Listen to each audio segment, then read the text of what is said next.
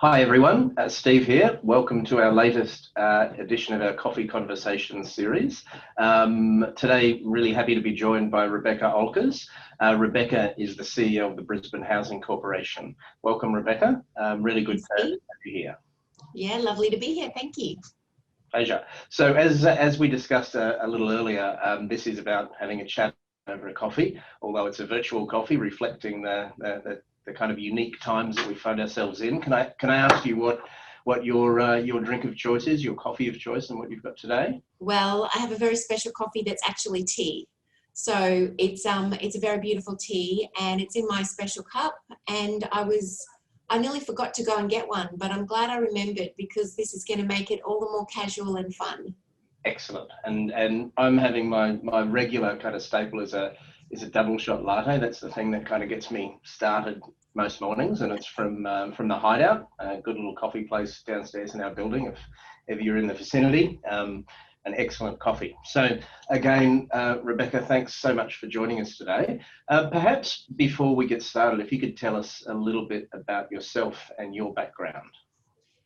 Yeah, so look, I've worked in affordable housing for probably around 17 years now, actually, but I started by doing a commerce degree, and I think I was about 3/4 of the way through my commerce degree before I realized that, oh my God, the trajectory for this is going to be accountancy. And I was thinking, and that's what all my friends went into. But I always kind of wanted to do something. Very smart track, definitely. And, you know, obviously being a tax accountant is the way to go.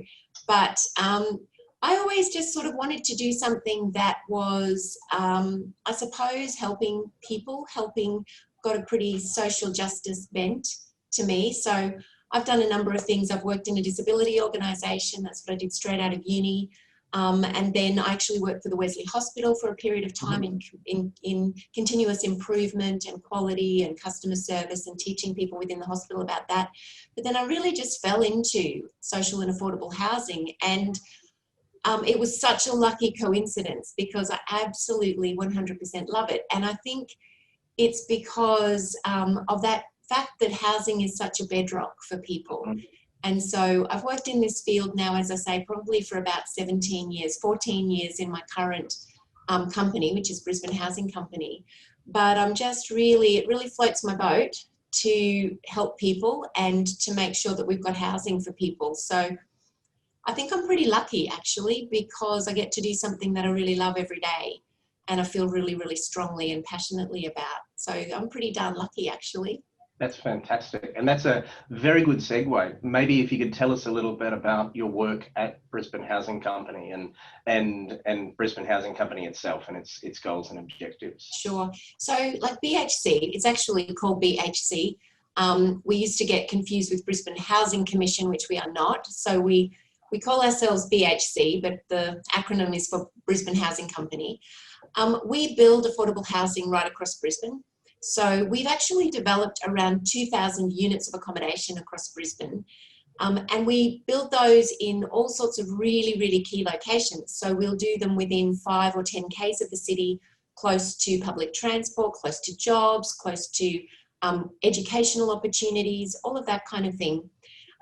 We've got a development arm within the company and then also an operations arm. So we develop everything in-house. And then once we've built the buildings, we actually own them, we maintain them, and we rent them out to people on low incomes. And essentially over the life of the company, so we started in 2002, over the life of the company, we've built around 2,000 units of accommodation. We've got a portfolio of 350 million. So that's a pretty great portfolio. It's not leveraged. We don't have any debt on that. The prime source of our money is from government. So we've received federal government money, some state government money, and also some local government money. But we're a public benevolent institution. So anything we do, any money that we make, we put straight back into the provision of affordable housing. So I guess the thing I would say about BHC is it's not your typical charitable organisation. We're really quite entrepreneurial. Like I say, we've developed all of these units of accommodation. We manage them.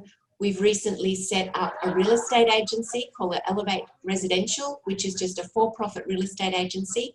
and all of the fees that we generate from that go straight back into the provision of affordable housing. We've just done our first retirement village. Again, that's more a for-profit venture, but any profits we make straight back into the provision of affordable housing.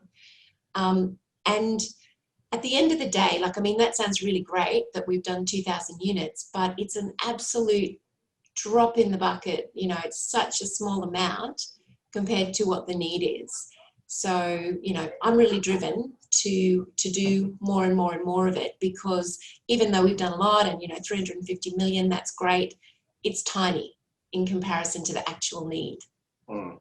No, look, thanks for that, Rebecca. And look, really fascinating insights there, particularly, and it'd be great if we get an opportunity to explore a little bit about Elevate and your for-profit ventures to kind of fund what is ultimately a not-for-profit and a service that is a very important service, particularly in the current times. And maybe if we just turn to that quickly, it's kind of hard to fathom really when one sort of sits back that we're sitting in the middle of a global pandemic. You know, 12 months ago, you know, maybe 12 months ago we could see the start of it. The last 12 months in some ways has gone so very, very quickly. But what are some of the challenges, if you wouldn't mind sharing with us, that you've experienced, you know, professionally, personally, whatever you'd like to share with us, you know, over the last few months? Well, look, I mean, we've got 60 staff members that work for BHC. And when the pandemic hit, you know, probably back in March, we made the decision to shut our offices, and we did that pretty quickly, and really just mobilise everybody from home.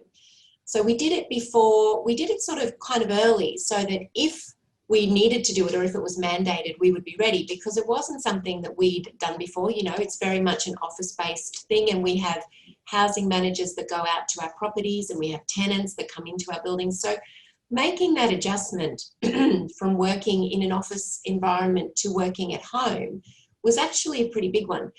And we did it pretty quickly, and I've got to say, I was so proud of all of our staff. But to be honest, it was a fairly stressful time, as I'm sure it was for everybody. We also had those towers down in Melbourne, which were social housing towers that got shut down, and you had the police there. And we were doing a lot of scenario planning about what would happen if we had an outbreak of COVID in one of our buildings. And so a lot of our planning, crisis planning, I mean, we had crisis plans, but it's, you know, kind of tweaking those and actually implementing them for COVID was quite intense. And the main thing that I was concerned about was keeping all of our tenants as safe as possible, and also keeping our staff as safe as possible, and also making sure that we still provided a really good service. And also noting the fact that, you know, a lot of our tenants, so we house people who are on low incomes, and some of those people are just key worker people who might be working, they might have lost their jobs. Some people might be people who've previously been homeless or are more vulnerable. So we were very, very keen to make sure we had some very good communication to all of our tenants, very good communication to our staff. And I don't think we did everything perfectly, but I actually feel really proud of how we dealt with it. Some simple things with regard to the staff, like we had a weekly Zoom meeting. So like I'd never done a Zoom meeting before March, and the first ones were pretty bad. But now I feel like, you know, I'm a little bit, you know, so au fait. We're also used to these kind of meetings. And we actually had a 60-person Zoom meeting every single week. And we gave people the updates of the all of the government changes, the health changes, whether there was any COVID in our portfolio, which there never was, but the things that we were doing different operationally, as well as sort of moulding in some things that were a little bit fun. Like I'd have a you know, a bowl with everybody's name in, and I'd pull out a name and we'd send people Uber Eats and that kind of thing. So we tried to just keep it something that actually kept the motivation going. And it really, really did. It was really good. It was really positive. Everybody felt like they were up to date, and it's not a substitute for being next to somebody and being able to tap them on the shoulder, but it was really good. Yeah. So, you know, that was a challenge, but I feel like coming back now to the office, there's things I don't want to lose. Yeah. I don't want to snap back like an elastic band. You know, there's things that have actually been really positive over this time and learnings. I feel like our culture's got a little bit better, touch wood. I feel like that's a stupid thing to say in some ways, but I actually feel like we've got closer as an organisation. And I know that our tenants have been really, really well looked after.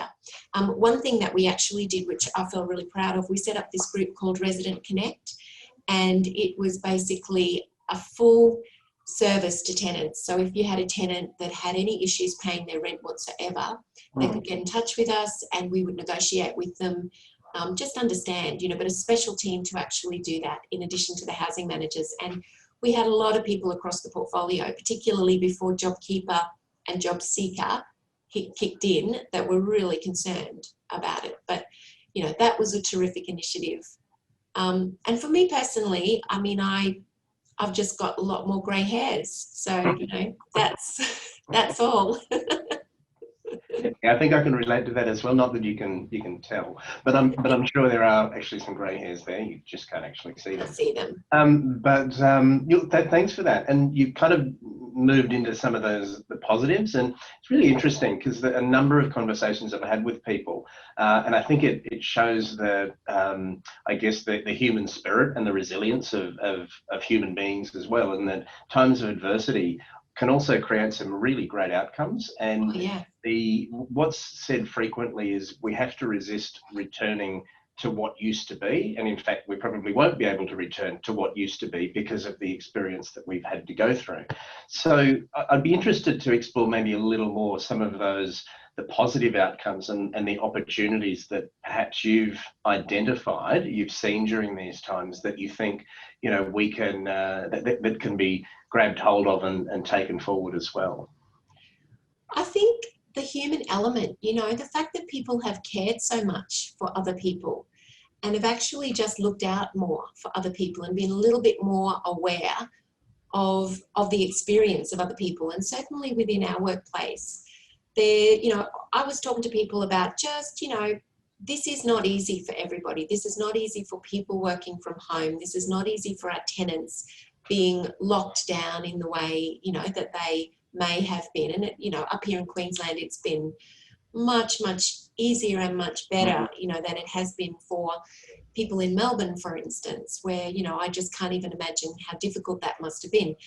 But I think the mental health aspect has been, even here in Queensland and for some of our staff, the recognition that just reaching out to somebody and going, are you okay? You're going all right? Can we have a meeting? Might be a coffee meeting on Zoom. Can we just chat? That care for people has been something that has really, I think, brought our workplace closer together. And it's been a real thing. It's not just something that's, not a real thing. I think people's motivation and their, just their sense of themselves, particularly where they've got perhaps partners that have lost jobs. There's some really, really difficult stuff that's happening out there that impacts you personally, but also impacts your work. So I think that level of care for colleagues, and also in our case for our tenants, just kind of getting that little bit more of a one-on-one has been a really, really big positive. I think the use of technology has just blown me away. It's been terrific. And I mean, like I said before, we were probably way behind the 8 ball, but our IT guy has earned his salary so much, many, many, many times over this last period. And, we've adopted some things that we never had before, like we didn't have Zoom, we didn't have webcams, we didn't have Office 365. We've actually migrated to that to kind of have that more of a Teams atmosphere, and all of that stuff has worked really well, and it's given us efficiencies. And I also, actually over this time, our KPIs have improved. So I'm not, that's down to the excellent work of the managers and the excellent work of the people in the organisation. But I think that what it points to is that at least some work from home is not a bad thing. It actually can be a really positive thing.